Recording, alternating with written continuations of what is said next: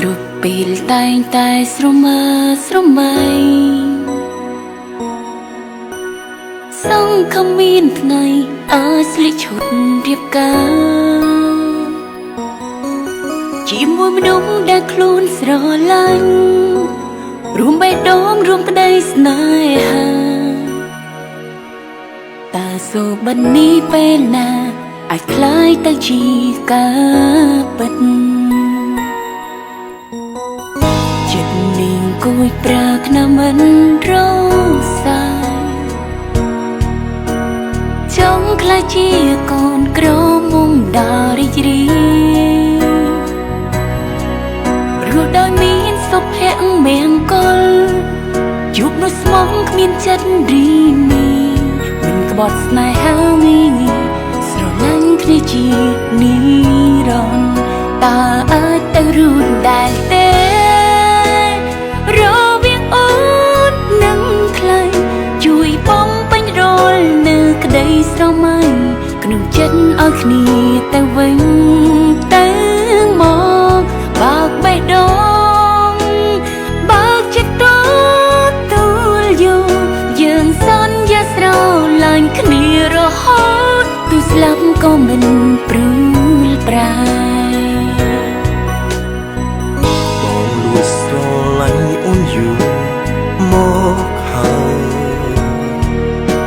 មិនហ៊ានប្រាប់ត្រើយត្រើយព្រោះបាច់មិនសាងសង់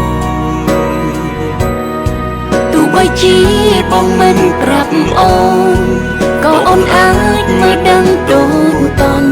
ក្នុងចិត្តតែលួចបន់ស្រន់ចង់បានអូនធ្វើជាគូតើអាចទៅរួចដែរទេរវាងអូននិងថ្លៃជួយបំពេញរលនៃក្តីស្រមៃក្នុងចិត្តឲ្យគ្នាទៅវិញទៅមកបើកបេះដូងបើកចិត្តទទួលយកយើងសន្យាស្រឡាញ់គ្នារហូតទោះស្លាប់ក៏មិនព្រួលប្រាចង់ក្លាយជាកូនក្រមុំដ៏រីករាយហើយមានក្តីសុខជាងគេបងអូនលើលោកនេះតែរួចដែរទេអូននឹងថ្លៃជួយបំពេញរលនៃក្តីស្រមៃក្នុងចិត្តឲ្យគ្នាទៅវិញទៅមកបើកបេះដូងបើកចិត្តទ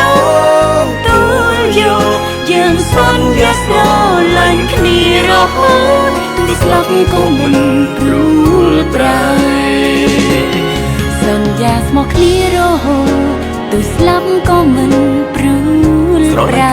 តួបេះដូងលែងតើស្រឡាញ់គ្នារហូតទោះស្លាប់ក៏មិនព្រួលប្រា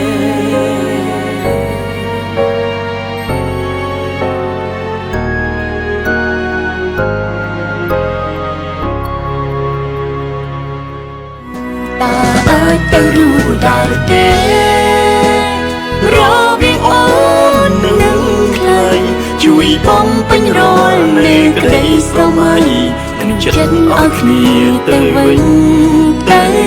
មកបើកបេះដូងបើកចិត្តទទួលយកយើងសន្យាស្រឡាញ់គ្នារហូតទោះស្លាប់ក៏មិនព្រួល